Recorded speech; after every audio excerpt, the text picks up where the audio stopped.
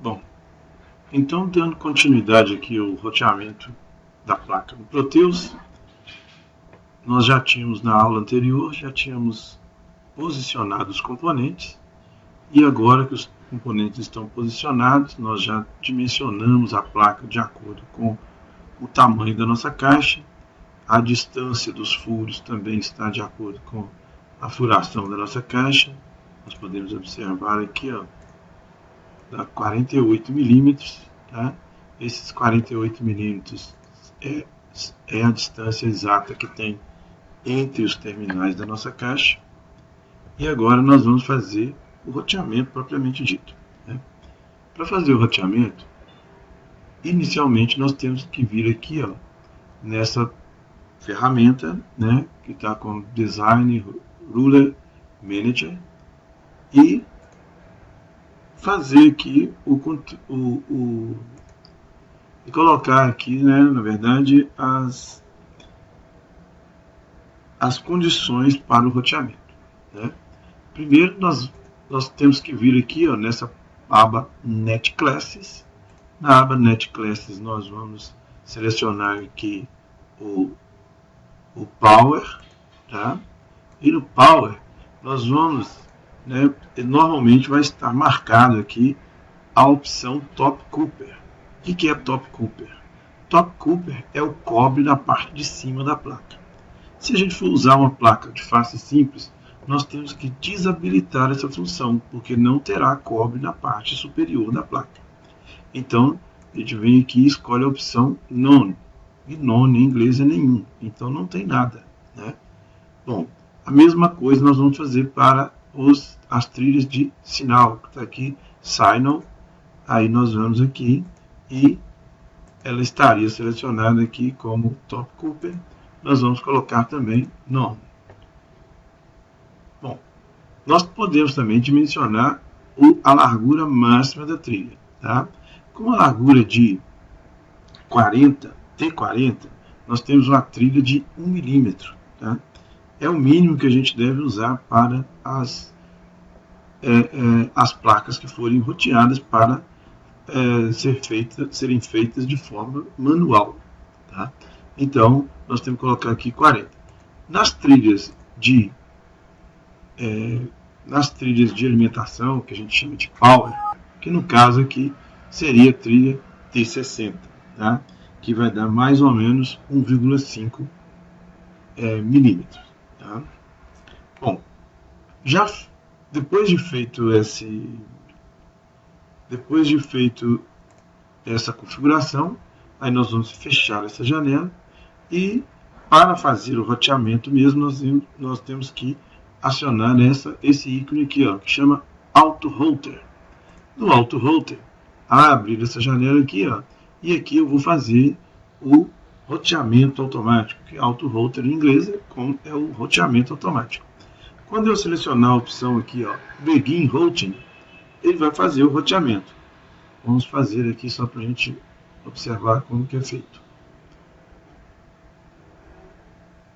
Procurando aqui o melhor caminho para fazer a ligação das trilhas. E fez aqui a ligação das trilhas, tá? Só que ele deixou de fazer aqui uma ligação, tá? Essa ligação, ela não foi concluída, porque eu teria que ter essa ligação daqui para cá. Eu poderia, né, fazer aqui um jumper, tá? Mas nós podemos ver que essa ligação aqui, ó, que é o pino 4, é ligado com o pino 8, ela vem aqui também, né? E, na verdade, essa ligação, ela poderia passar por outro ponto, né? Se eu movimentasse aqui essa trilha. Isso é um detalhe também que tem que ser feito na hora de fazer o roteamento. Se você movimentar uma trilha, né, você vai ver que ao movimentar as trilhas, você pode criar um caminho alternativo para a trilha que está faltando. E com isso, você realmente conseguir fazer a ligação.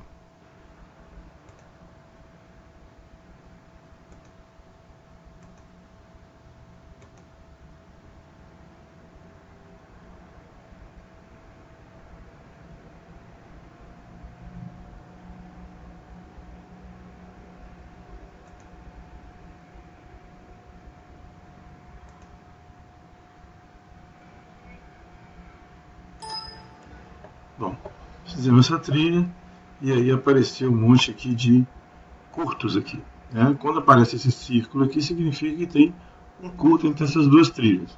Aí nós vamos retirar esse curto aqui. Tá? Esse aqui também é fácil de retirar. E vamos fazer o roteamento novamente. Agora nós podemos perceber que com a ajuda que nós demos aqui no roteamento, ele foi concluído com sucesso. Todas as trilhas estão ligadas. Tá? O que nos falta agora é exatamente fazer aqui um trabalho de melhoramento dessas trilhas, ou seja, colocar essas trilhas de uma forma mais grossa. Tá? E aí, para mudar aqui a espessura das trilhas, a largura das trilhas, a gente vem, clica em cima da trilha com o botão direito do mouse, tá? E vem aqui, ó, nessa opção aqui, Change Trace Style. Né?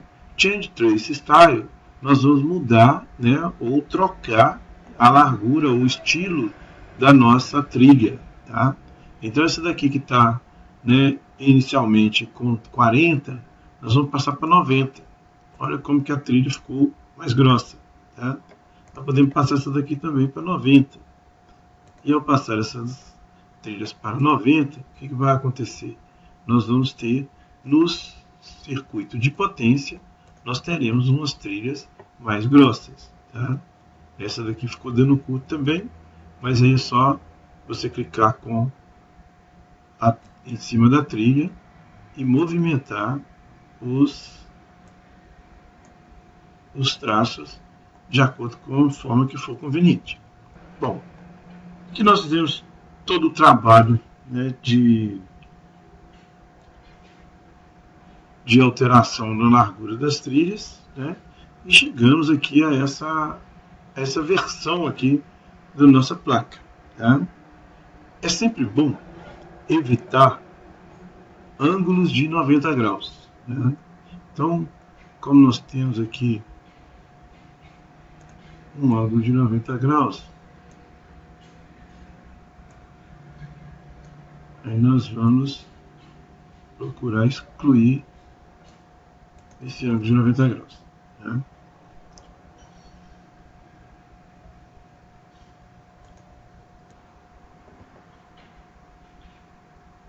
Tá? E agora nós vamos colocar na nossa placa um plano de terra. Para que serve um plano de terra? Esses espaços aqui, que estão pretos, eles terão uma certa dificuldade para a corrosão. Então, para facilitar a corrosão, em algumas placas é até necessário a colocação desse plano de terra. Mas no nosso caso, nós vamos colocar exclusivamente para facilitar a corrosão. Para facilitar a corrosão, a gente vem aqui, ó, Power Plane Generator, tá? E vamos escolher aqui para poder fazer o plano de terra. Nós podemos não ligar esse plano de terra a ponto nenhum, mas também podemos ligar aqui ao GND, tá? Que é o que a gente vai fazer, fazer um plano de terra ligado, conectado ao GND. Bom, ele gerou aqui um plano de terra, tá? O plano de terra ficou até legal, porém ele ficou a proximidade com a trilha, ele ficou muito próximo da trilha. Então a distância entre a trilha e o plano de terra ficou mínima, tá? Aí é só você clicar em cima do plano de terra e vir aqui, ó, esse Clearance. Você tem que passar pelo menos uns 35. Nós vamos colocar aqui, nós vamos colocar 30, tá? Mas pode ser 35 também, tá? Bom, aí aqui, ó, ficou o nosso plano de terra. Uma outra coisa também que a gente tem que procurar sempre relacionário aqui é esse que não deixar aqui no default, tá? Então, aqui, ó, esse relief, esse boundary, né, a gente tem que especificar aqui, ó, os dois no mesma largura. Nós vamos colocar T40 e T40. Tá? Bom, então agora, essa parte que está branca, né, essa parte branca é exatamente a parte que que será preenchida com cobre, né? Então a nossa placa vai ficar uma placa mais robusta, né? E vai ter toda essa parte aqui, né? Vai permanecer o cobre da nossa placa. Bom, então agora é só mesmo, né, mandar fazer a impressão e fazer a placa. Tá? Antes de fazer a placa, você pode também visualizar como que sua placa ficaria, né? É uma visualização 3D que tem aqui no Proteus. Aí nos dá, né, uma ideia de como que essa placa ficaria depois da montagem final. Tá? Então aqui ela em perspectiva, né? E tá aqui. Ok? É isso aí.